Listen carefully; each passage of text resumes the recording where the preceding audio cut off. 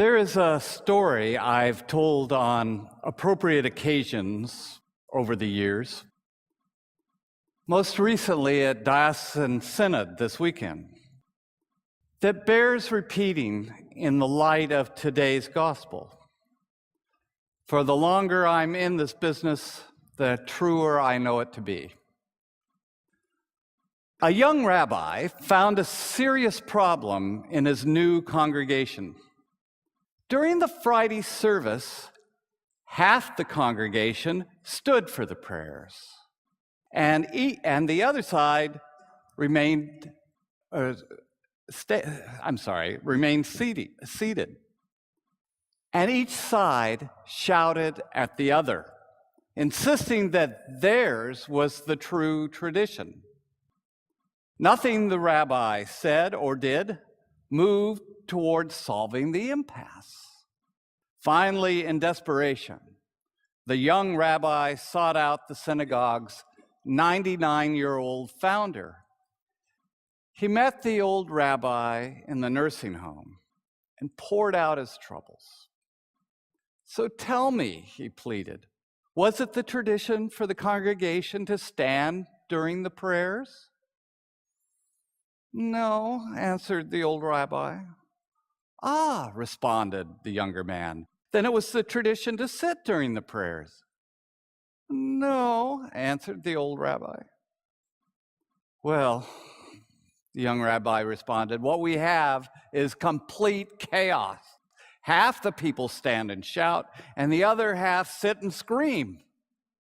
"Ah," said the old man, "that was the tradition." We can infer from today's reading that conflict in the church may be one of the oldest traditions there as well. The fledgling Matthean community appears to have been struggling with how to resolve differences in a Christian manner. The conflicts must have been threatening enough that Matthew chose to attribute to Jesus the means of suppressing them. Or maybe Jesus did suggest this approach, but not for a church he did not envision or found, but for the community of disciples that traveled with him. However, I have my doubts. What seems more probable to me is that Matthew took a teaching of Jesus about how to treat those we are in conflict with respect, but didn't stop there. He went on to give power to the church leaders to rid themselves of those in their midst who did not conform, or at least to intimidate them into silence. Religion and diversity, this may be a surprise to you, are rarely comfortable with each other. My skepticism that Matthew is reflecting Jesus' approach to conflict is triggered by Jesus himself. Jesus appreciated diversity, as seen in the company he kept, that included tax collectors and Gentiles.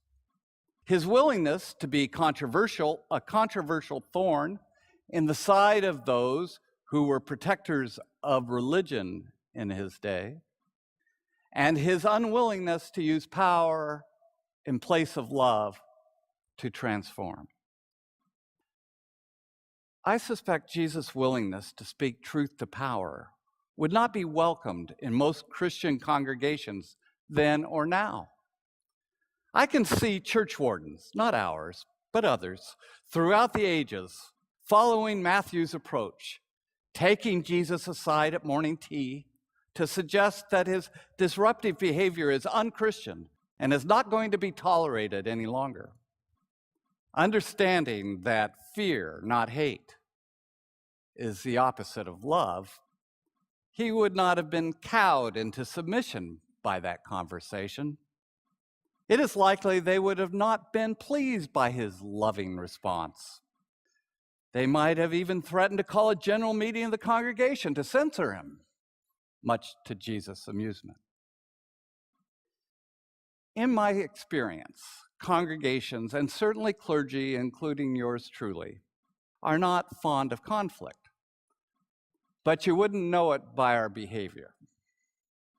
There is a wonderful Greek word, adiaphora. I just love how it kind of rolls over my tongue. Try it, adiaphora. Adiaphora. Isn't that a nice word? In the Christian context, it means those things not necessary for salvation.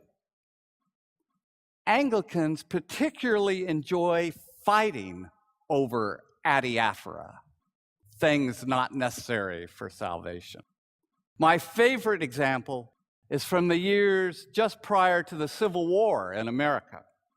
At their General Convention, Anglicans fought loudly over whether or not it was permissible to put flowers on the altar, while avoiding altogether the debate raging outside the church's stained glass windows over the morality of slavery. I have often wondered, what is the appeal of fighting over adiaphora? After many such battles, I've come to the conclusion that such squabbles channel conflict that is inherent in any relationship or community in a direction that won't fundamentally transform it. In other words, such conflict is the friend of the status quo. They keep us from confronting things that matter in terms of the gospel. During Lynette's and my immersion in grandchildren on our holiday, we heard plenty of squabbles over adiaphora, as you might imagine. Who gets to decide what to watch on TV? What time is bedtime? What fast food restaurant are we going to stop at on a road trip? Whose turn is it to play with granddad's iPad? None of these squabbles, no matter how they were resolved at the time, changed anything.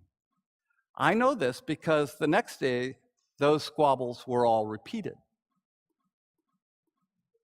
But I don't want to pick on kids. Well, in North America, I got to watch up close and personal grown-ups squabble over raising the debt ceiling of the US government. It was a manufactured conflict that had the potential of doing great harm and did do some, but it changed nothing. It was adiaphora. It was a distraction from changing the status quo. No new jobs were created by it. Squabbles over adiaphora make it seem all conflict is bad, something to be avoided. But conflict can be the energy behind creativity, the engine of evolution, the seasoning in human diversity, the propellant to self-understanding. Without it, there would be no peace. Without it, there would be no justice. This weekend, the Auckland Diocese held its annual synod to conduct its business. In recent years, the synod hasn't even summoned up the energy to fight over adiaphora. But this year, thanks in large part to your response to Gino's exclusion from the discernment process, there were 2 resolutions submitted, guaranteed to generate creative conflict. Glenn submitted both, and Margaret Bedgood seconded the first. The first concerned removing sexual orientation and being in a committed same-sex relationship as impediments to the discernment, ordination, and licensing of gay and lesbian members to any lay or ordained offices. The second called for rejection of the proposed Anglican covenant, which gives authority, or which would give authority, over all jurisdictions in the communion to a standing committee dominated by primates from other churches. This would not only fundamentally change Anglicanism, it is a thinly veiled attempt to provide a means of punishing the provinces in the communion that no longer discriminate against its gay and lesbian members. As I prepared the sermon, I did not know the outcome. But the outcome is not critical to my point about conflict. However, I now know how it came out, and I know that Anglicans in Auckland, by significant margins, want the General Synod to reject the Anglican covenant and do want to end discrimination against those in the GLBT community in a committed relationship who seek ordination. I might add it was 2/3 of the Synod who voted for both. With Jesus as my example, I challenge us to welcome conflict that is about transformation.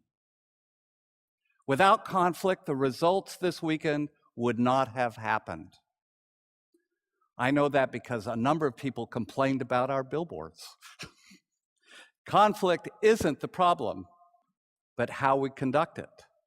Or as one preacher put it, conflict is inevitable. Combat is optional. At the end of today's gospel is something else Jesus didn't say, but which I think the disciples discovered very early on was true. For where 2 or 3 are gathered in my name, I am there among them.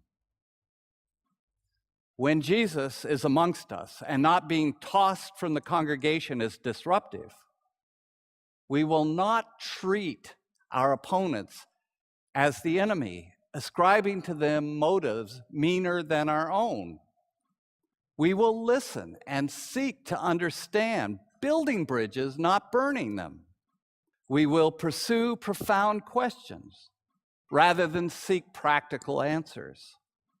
We will stop trying to correct the faults of others and work on our own. We will welcome diversity, justice, and peace. We will be more creative by letting go of fighting the existing reality to build a new one that makes the present one obsolete. Creative conflict gives us the opportunity to unleash God on the world and in our lives. Today, after the service, we are meeting as a congregation not to consider where we stand today or stood yesterday, but to envision the direction we wish to move. May it not focus on adiaphora, no matter how tempting it might be, but making Jesus present to a world desperate for his love embodied in us. To do so will likely invite conflict, but let us embrace it. Let that be what future generations say is our tradition. Amen.